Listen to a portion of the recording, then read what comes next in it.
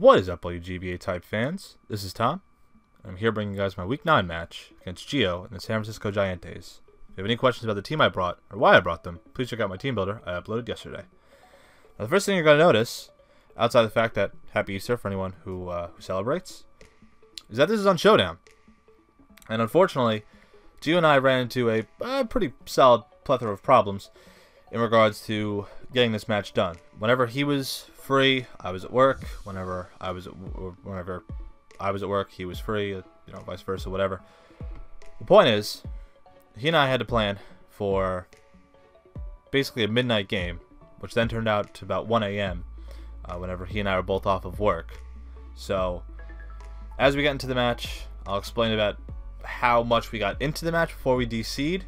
And after trying to recreate it twice, still DC'd, we had to go to Showdown. I know it's not as flashy, but we had to get the battle done somehow.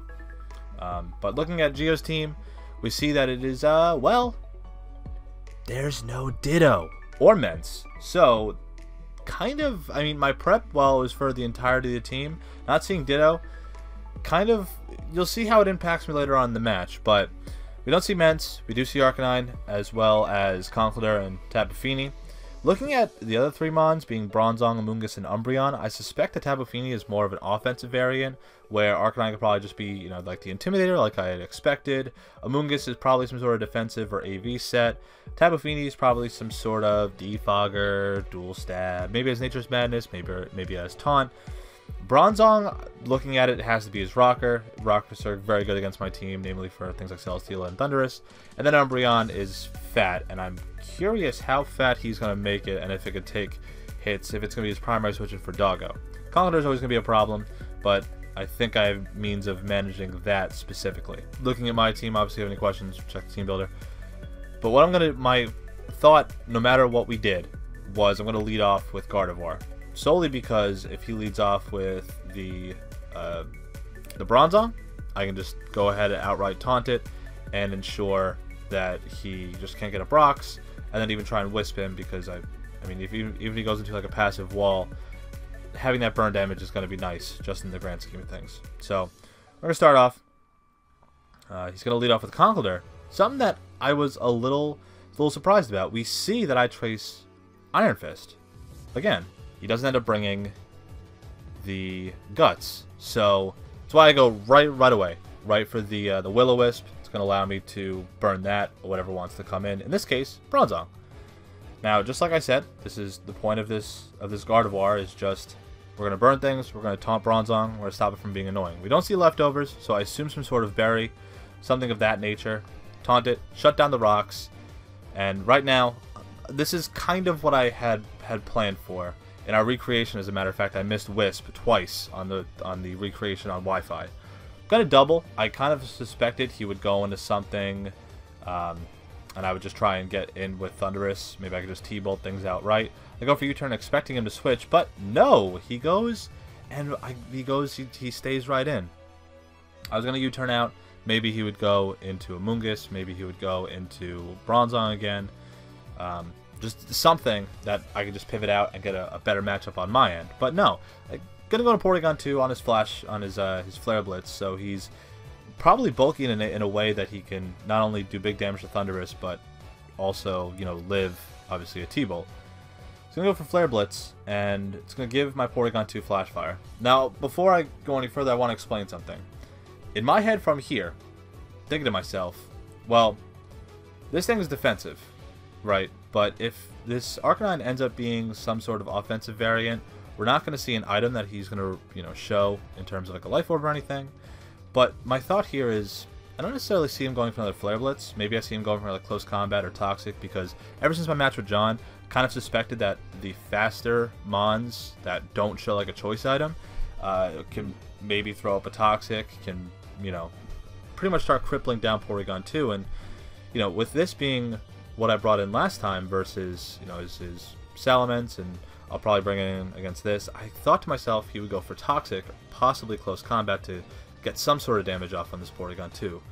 So what I'm going to do is I'm going to try and make an aggressive switch, and what I'm going to try and do is get in Nidoqueen on a Close Combat, or even a Toxic, to try and get up rocks, or otherwise threaten this thing out with an Earth Power. I could also go for Smackdown like I had planned for, to, predicting the Bronzong to come in, knock it down and knock it out with Earth Power. So that's what I'm going to try to do. I don't think he's going to Flare Blitz again. And, he doesn't... He goes for Flare Blitz. And then he's going to go ahead and knock me out with E-Speed. That is not how I planned for that to go. I had something that I expected in my head. Now maybe throwing out Nidoqueen like that was silly, but I thought he would... I was so set on Toxic because to me it just made sense at that point, and the way that he brought it in, kind of thought that he would... I did think he'd Flash Fire, or Flare Blitz, a Flash Fire Porygon 2. I just didn't. So he gets me on that the same way, what was it, turn 4 of our last battle. I got his Tapu Fini with Nidoqueen. He's going to knock it out. I don't have rocks. This thing is now dead, and I have to kind of adjust somehow. Going to Doggo. Going to go for CB, 1,000 Arrows. And we're going to see that it's going to do that to Umbreon. In our actual battle, I ended up getting a crit there. It does maybe 52%, and I think he's gonna, he's gonna Protect. He's gonna Foul Play. I'm not gonna stay in and let this thing get hurt. He's gonna go for Protect twice, and I'm just gonna go for Leech Seed, try and get some passive recovery up. I think that Celesteela in this case is my best option. I think that Porygon 2 is far too passive. Gardevoir can't really do much to this outside of like taunt it, but I don't want to. If he's like a curse set, I don't want to deal with that with Gardevoir. He's going to go for Heal Bell, which shows that he's pretty much Wish Protect, Heal Bell, and then some sort of move, whether it's Foul Play or Payback, something along those lines.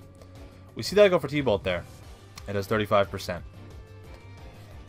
Ladies and gentlemen, we have a problem now. I have no setup on my team. I have no Toxic on my team. The best thing that can wear down this Umbreon is crits and Leech Seed. He has an Amoonguss, and I have no form of setting up on this team because of my wholesome fear for Ditto. This is going to be a match kind of like my match last season with John. I don't have a way of breaking the 3 very solidly defensive Mons, and I assume the Arcanine, the Tapu Fini, the Conkeldurr are also very bulky. Without setup on my team, Choice Banded Doggo's not cutting it, and neither is the Scarf Thundurus. Without the Salamence, this Thundurus is just... okay. He's not going to be able to bust a lot of his team, and I unfortunately don't have the means to break the likes of this Umbreon, namely because you saw it did, what, 36% with a Choice Banded 1,000 Arrows, and now it's doing 35% with a Scarf T-Bolt. So, at this point, I'm kind of reeling to myself thinking, alright, I don't necessarily... I have to start coming up with some sort of contingency plan. If I taunted the Umbreon, but even so... You see he goes for Foul Play there, does 50%. That's because I actually had to put in 31 IVs for U-turn. If it didn't have that, maybe it would have done about 35%. But because of that, in our actual match, he ends up getting a crit there. Does upwards of 74%, which puts me at 26%, which allows me to have one more Rock Switch in if he does get Rocks up. I go for T-Bolt, it's going to do minimal damage, and with that crit, I now had, during the match, I now had no way of breaking the Tapu Fini.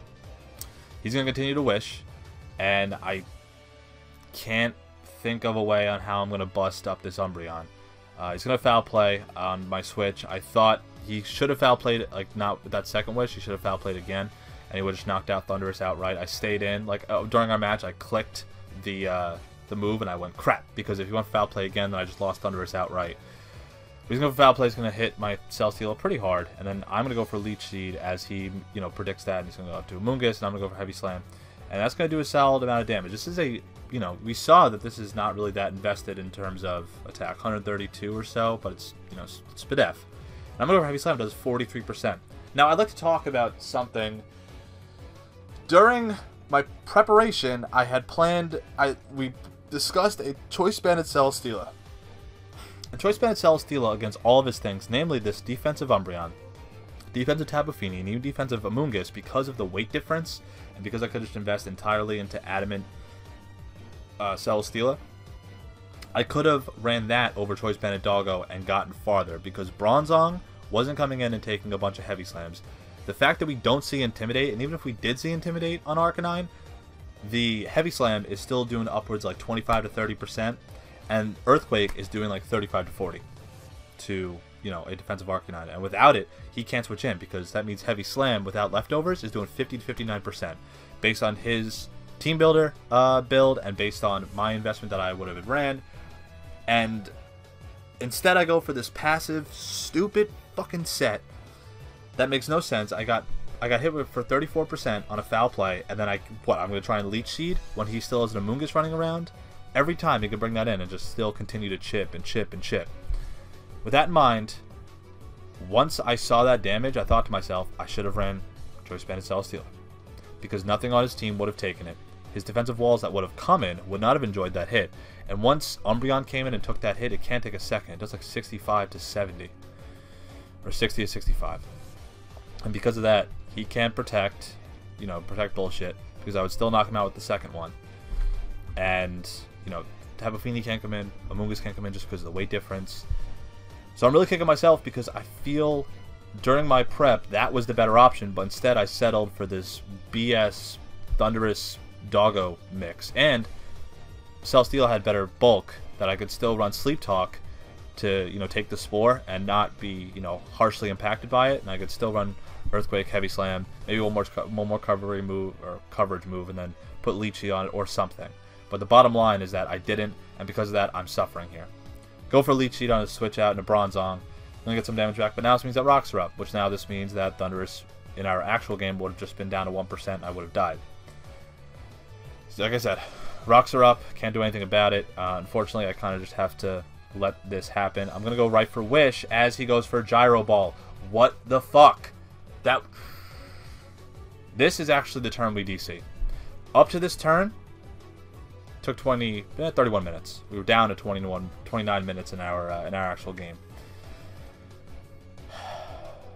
This is a max HP, max defense Gardevoir, mind you. I know it's timid, but a Gyro Ball just cleaned out this Gardevoir. I'm gonna find out later, and he's Power Brace. Now, once he knocks out Gardevoir, I know that I lost, and I'm sorry that I'm spoiling that, but this match was just frustrating.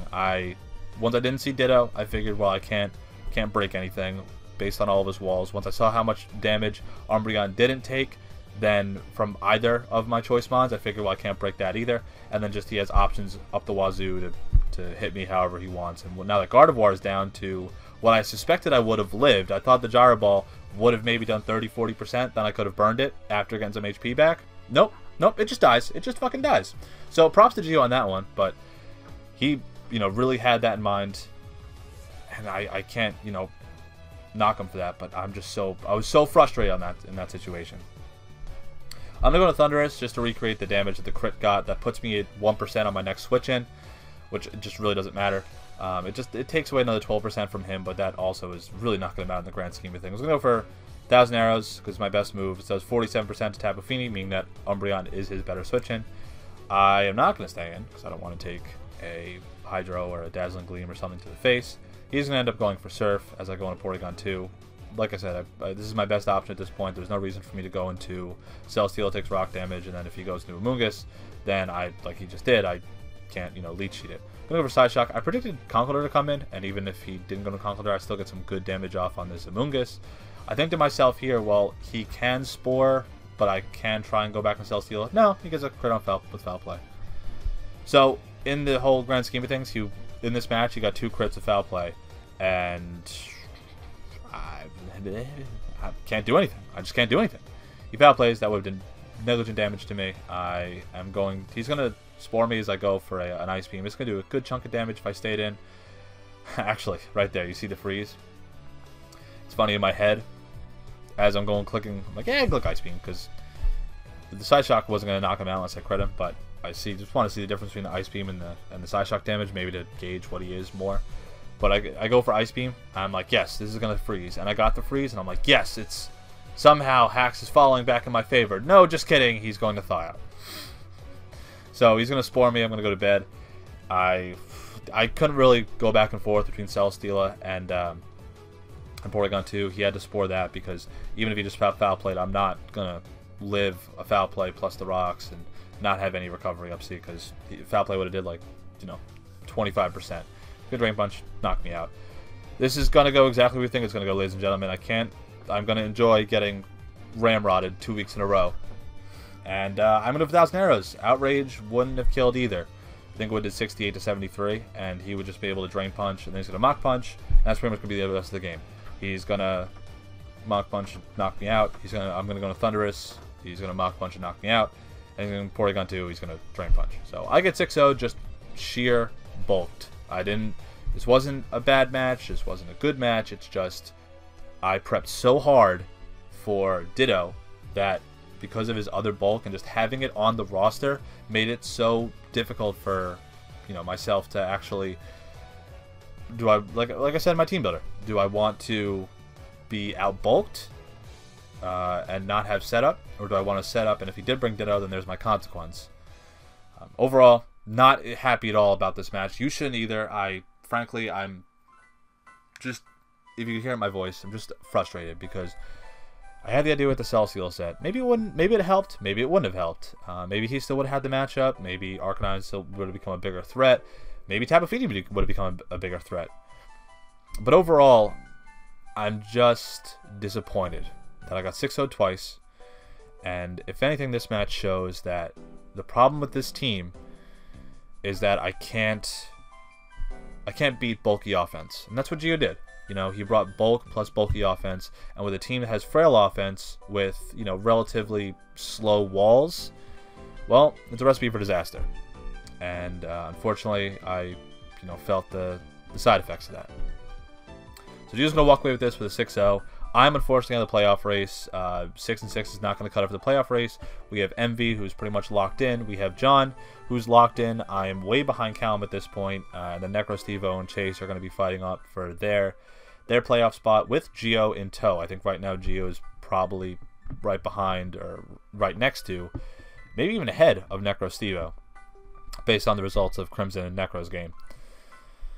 But unfortunately, I let you guys down. Unfortunately, I let myself down. And regardless of all the prep that I do, regardless of anything, I just couldn't make this one happen. And that's all I'm going to say about this. I'm out of the playoff race. I'm going to enjoy these next three battles, I should say, against Steve, then Necro, and then Chase. If anything, I'd like to beat Chase and Necro again to try and get Geo into the playoffs. I think he could do some damage now that he has Ditto on his team.